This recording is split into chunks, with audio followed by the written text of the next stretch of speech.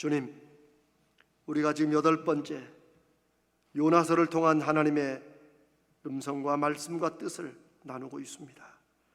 오늘 부족한 종을 사용하셔서 말씀을 전하는 종이나 듣는 성도들 모두가 하나님의 음성을 들을 수 있도록 역사하여 주시옵소서. 우리 주님 예수님의 이름으로 기도드리옵나이다. 아멘.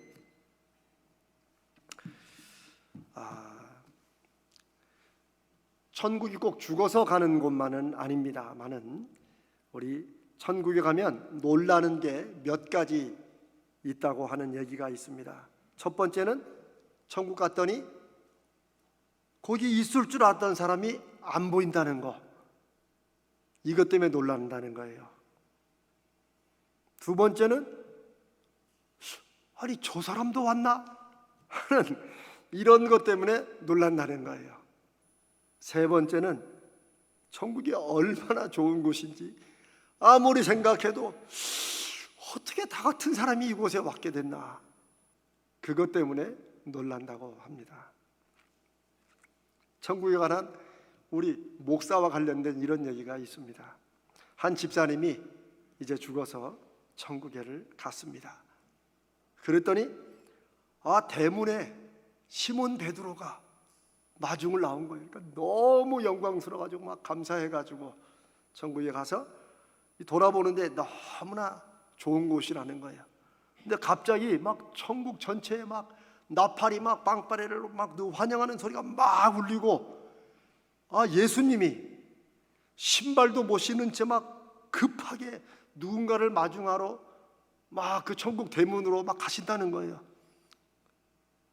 그래서 누가 오나 싶어서 대문 근처에 가서 보니까 자기 교회 담임 목사님이에요. 그러니까 이 집사가 너무 섭섭한 거예요.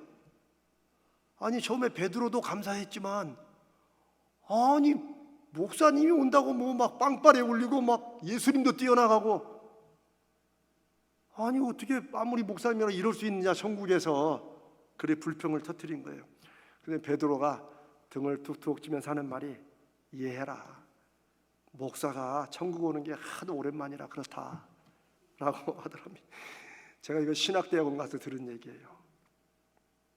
근데 저는 이제 목회를 하면서 30년이 이제 넘었는데, 저는 목사에 관한 이런 얘기를 들으면 저는 상당히 그럴 것이라고 생각합니다. 제 마음에는 충분히 그럴 수 있다. 왜냐하면 어쨌거나 이 세상에서 저를 포함해서 목사들은 어떤 식으로든 대접받고 살기 때문입니다. 예수님이 천국에 관해서 말씀하시면서 부자와 거지 나사로 비유를 말씀하시며 지옥에 간 부자에게 아브라함의 입을 통해서 말씀하십니다. 너는 살았을 때 좋은 것을 받지 않았느냐.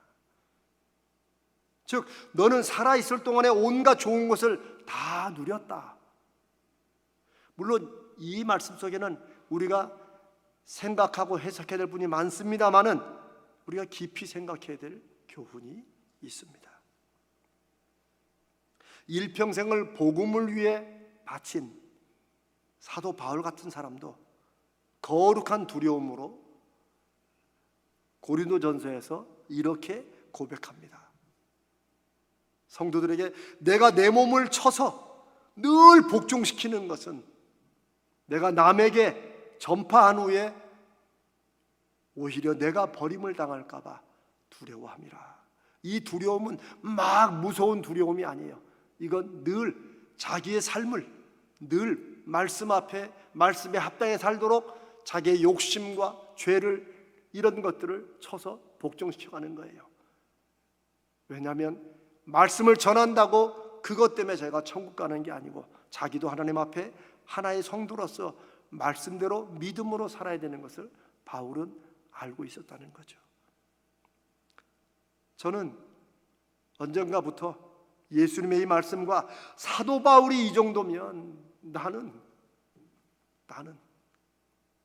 우리 목사들은 또 여러분 성도들은 우리가 이 세상을 얼마나 어떤 면에서 거룩한 두려움으로 살아야 되느냐, 생각하고 정말 또 생각해 봐야 됩니다. 제가 이런 말씀을 드리는 것은 하나님의 사랑과 정의에 관해서 말씀을 나누기 위해서입니다. 요나서 전체는 하나님의 사랑과 정의에 대해서 요나가, 그리고 요나의 마음을 빌은 우리가 그거 싫은 거예요. 그게 요나서의 사건의 핵심입니다. 우리는 사랑과 정의, 공의를 좀 때로 나눠 생각하고 이게 때로는 반대로 간다고 생각을 해요.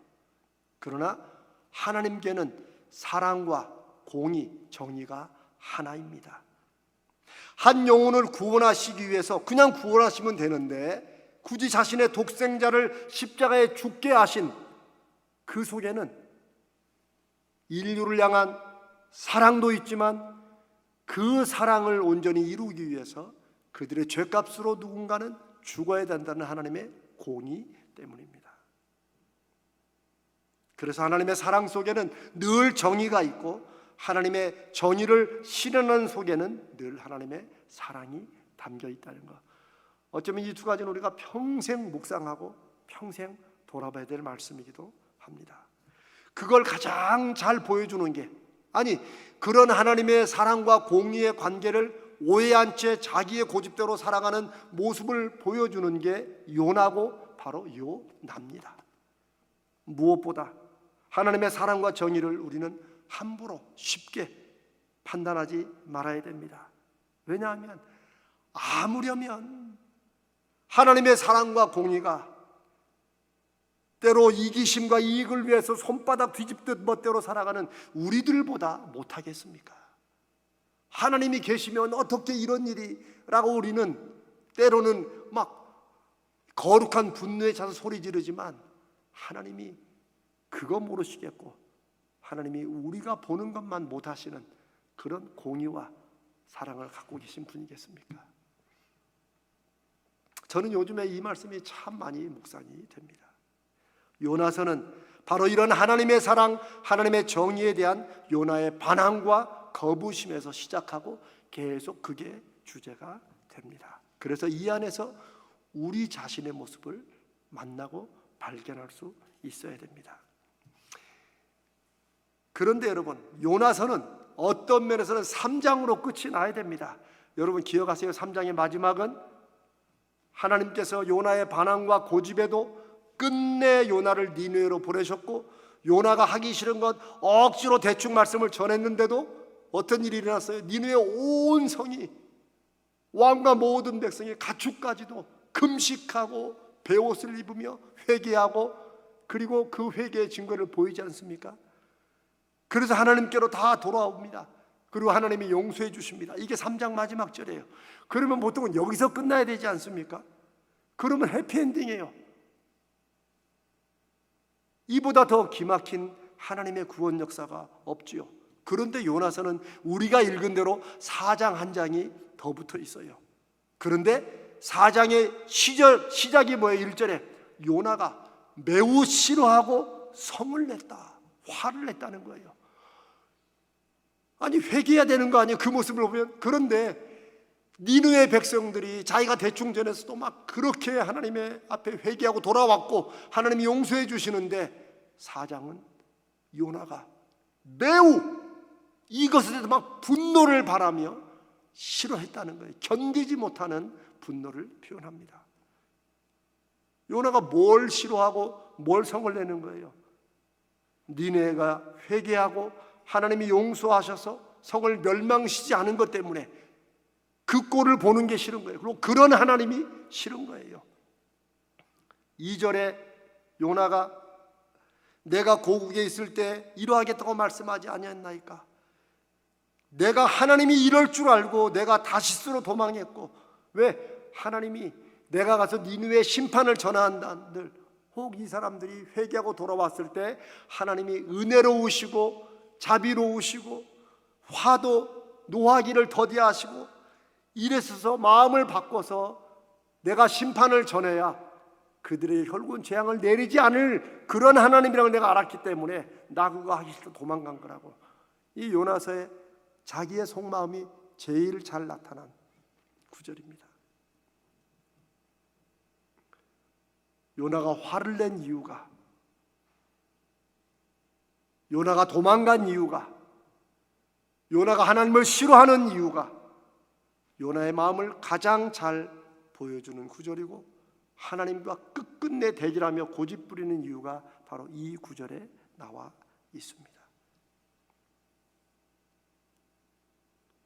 이 구절은 요나가 왜 그렇게 하나님이 싫었는지를 분명히 말하지만, 동시에 하나님이 정말 원하시고 바라시는 것이 무엇인가가 이 구절 속에 나와 있습니다.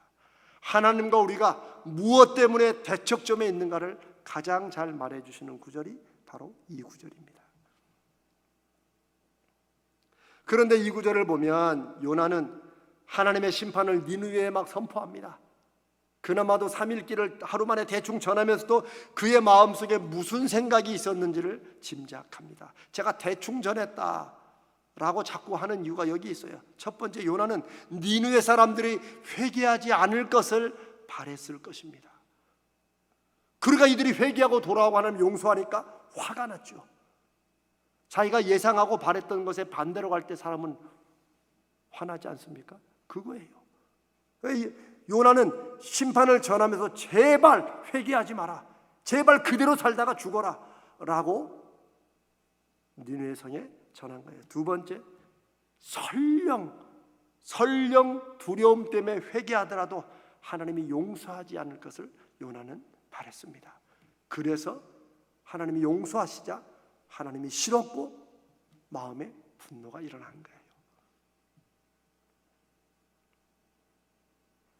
야, 이거 뭐 하나님의 선지자가, 무슨 목사가 저렇게까지 하는가, 이렇게 생각이 돼야 됩니다.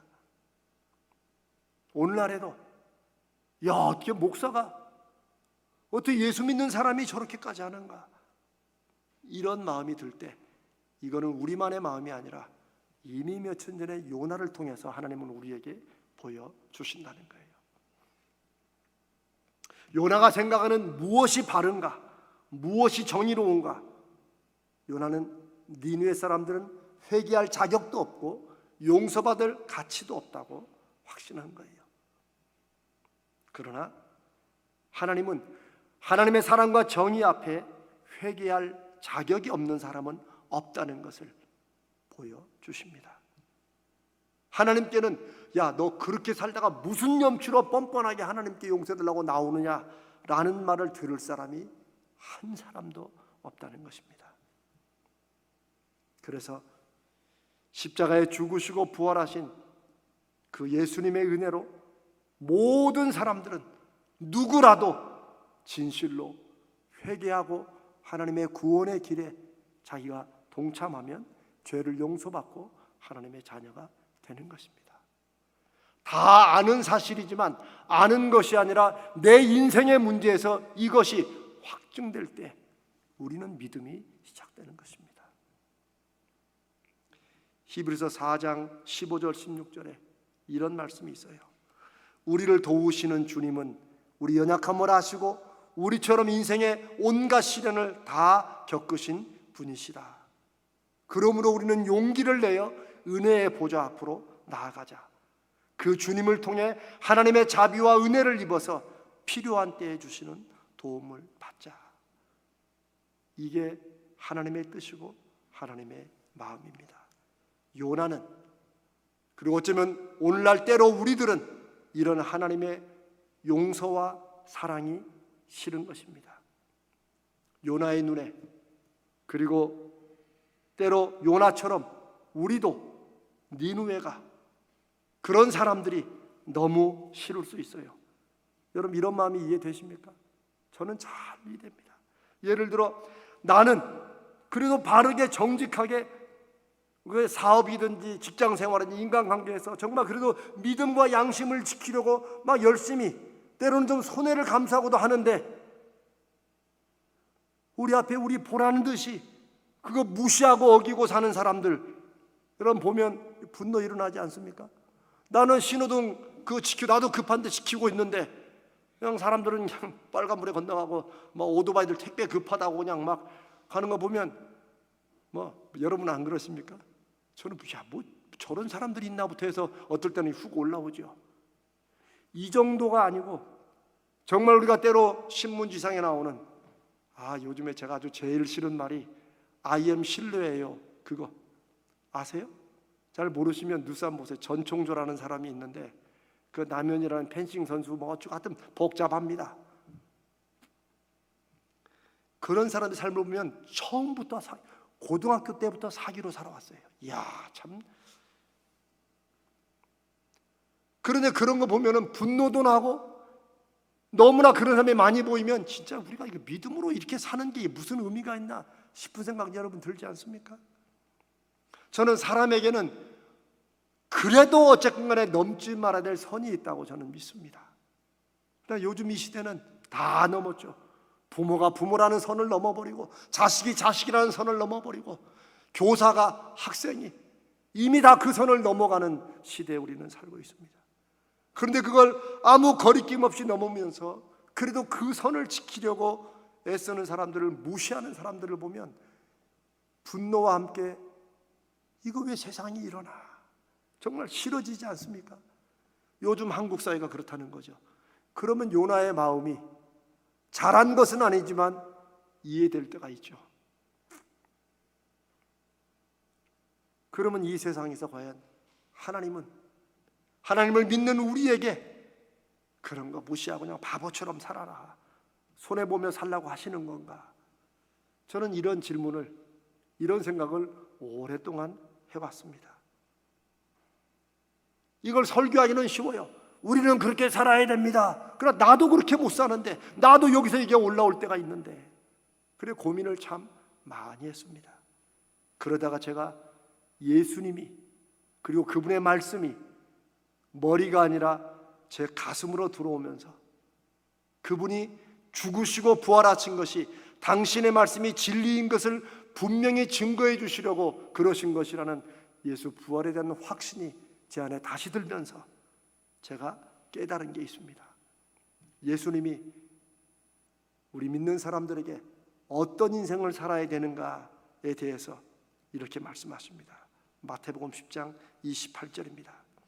너희들은 몸은 죽일지라도 영혼은 죽이지 못하는 자들을 두려워하지 말고 영혼도 몸도 둘 다 지옥에 던져서 멸망시킬 수 있는 하나님을 두려워하며 살아라. 정말 두려워해야 될 것을 두려워하고 정말 걱정해야 할 것을 걱정하는 것이 이 세상을 제대로 사는 똑똑한 사람이고, 이런 사람들이 믿음의 사람입니다.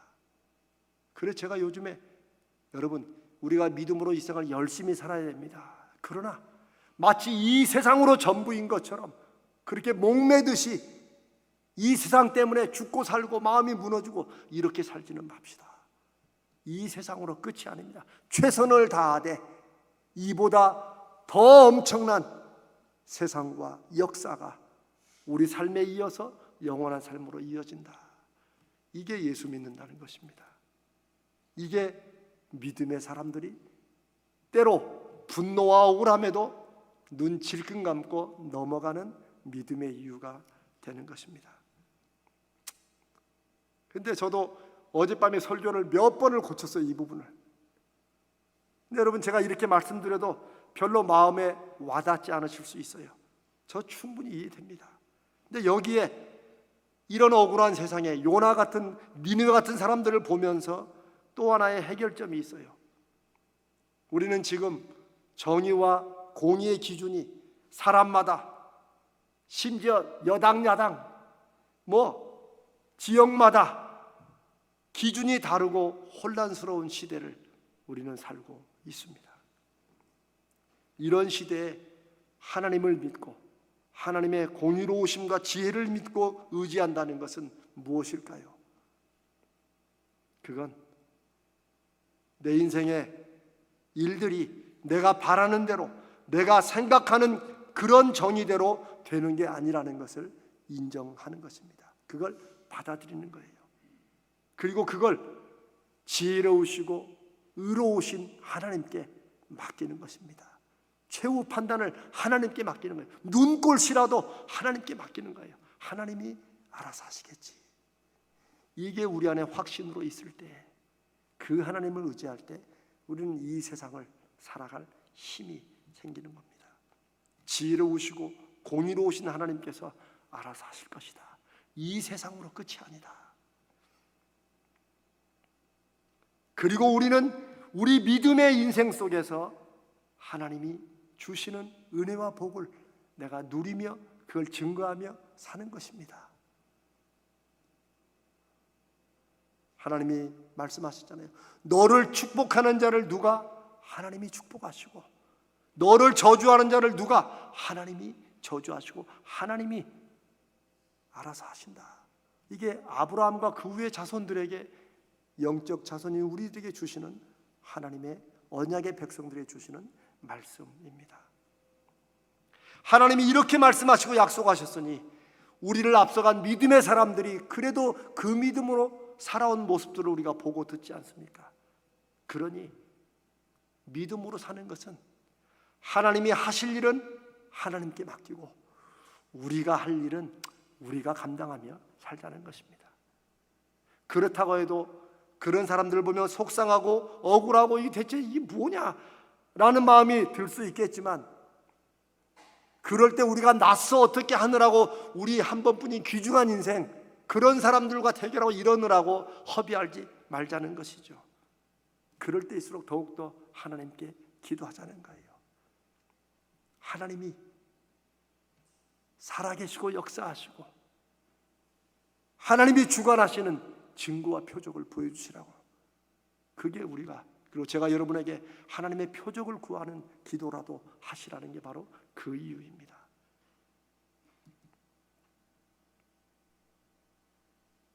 우리 믿음이 약하기 때문입니다. 믿었다가도 우리 눈에 보이는 환경과 바뀌는 상황 때문에 내 믿음이, 하나님에 대한 신뢰가 연약해지기 때문이에요. 그래서 우리보다 우리를 더 잘하시는 하나님께 맡기고 구하며, 그리고 하나님 앞에 안 되면 하나님이 이게 제가 믿는 말씀이 사실이고 그대로 이루어진다는 것을 보여주실 그런 표적을 보여달라고 기도하며 살자는 거예요. 그게 우리가 이 세상을, 이 혼란스러운 세상을 믿음으로 살아 열매 맺는 길이라고 저는 그렇게 확신합니다. 요나서 4장 4절과 9절에 하나님이 하나님 앞에 화를 내고 성내는 그런 요나에게 똑같이 물으시는 질문 같은 말씀이 있어요. 네가 성내는 것이 옳으냐? 네가 무슨 이유로 그렇게 화를 내느냐? 라고 두 번씩 반복하십니다. 우린 이제 다음 주에 이 말씀을 좀 더 나누겠습니다. 그런데 이 질문은 요나서를 통해 요나에게만이 아니라 우리에게 물으시는 하나님의 중요한 말씀입니다. 우리는 하나님이 하시는 일에 왜 화를 냅니까? 왜 섭섭해져요? 왜 사람이 하나님의 영역까지, 하나님의 하실 일에 침범해서 그 하나님을 고민하고 분노하고 절망합니까? 왜 그래요? 저도 제가 돌아보니까 하나님을 못 믿어서 그래요. 하나님이 살아계신다고 말은 하지만 실제 내 눈꼴시란 일들이 벌어지면, 내가 힘든 일이 벌어지면 이거 하나님이 안 계시나? 라는 마음에 하나님에 대한 신뢰가 안 가는 거예요. 그러니까 섭섭하고 때로 믿으면서도 절망하고 믿으면서 낙심하는 거예요. 하나님께 화가 나는 거예요. 그런데 우리는 오늘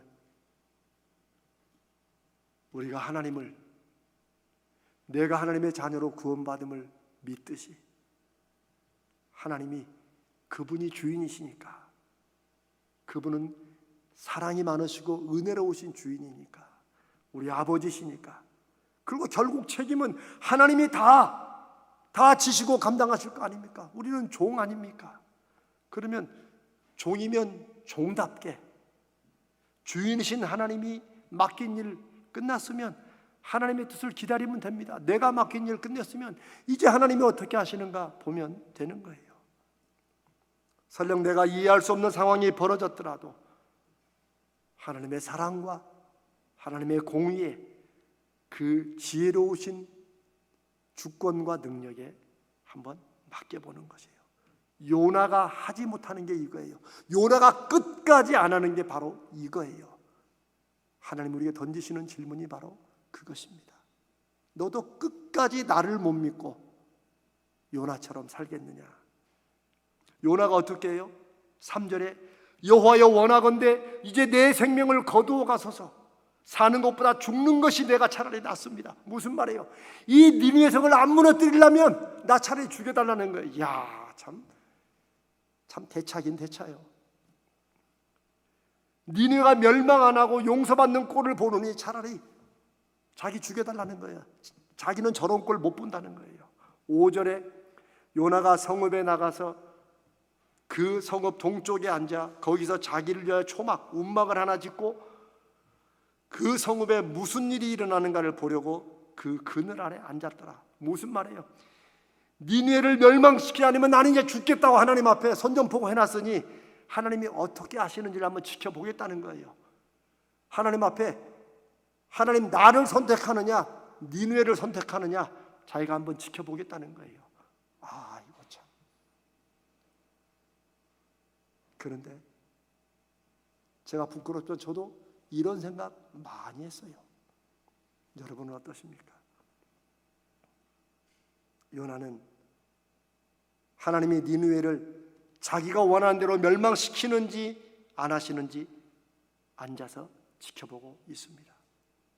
하나님은 지금 요나서를 통해 너도 그렇게 사는 거 아니냐라고, 그리고 그렇게 살지 말아야 된다고 말씀하시는 거예요.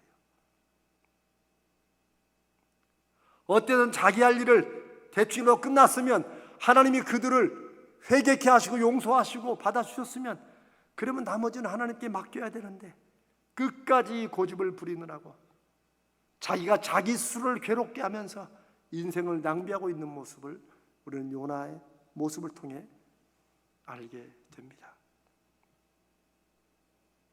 니느웨 성 앞에 초막을 짓고 하나님 앞에 끝까지 고집을 부리며 앉아있는 요나의 모습을 여러분 한 번쯤 상상해 보십시오. 그리고 그 모습이 때로 어떨 때 내 인생의 과정 중에서 그런 내 모습이 아니었는지, 혹은 앞으로라도 내 삶의 어떤 순간에 내가 하나님 앞에 실망하고 싫고 분이 나서 그런 적은 없었는지, 그럴 때 내가 하나님을 정말 믿는가, 그분의 사랑과 정의를 내가 정말 신뢰하는가, 이 질문을 성령께서 우리에게 다시 한번 떠올려 주시기를 바랍니다. 이제 요나에 대해서 하나님이, 그런 요나에 대해서 니느웨를 구원하신 하나님이 이제 요나를 구원하시는 일을 시작하십니다. 그게 다음 주 요나서의 결론입니다. 사랑하는 여러분, 11월을 시작하는 이번 한 주간 우리 한번 하나님을 실제로 제대로 솔직하게 믿고 신뢰하며 한번 한 주간 살아보는, 그 하나님의 신뢰를 의지하는 이런 한 주간 되시기를 주님의 이름으로 축복합니다.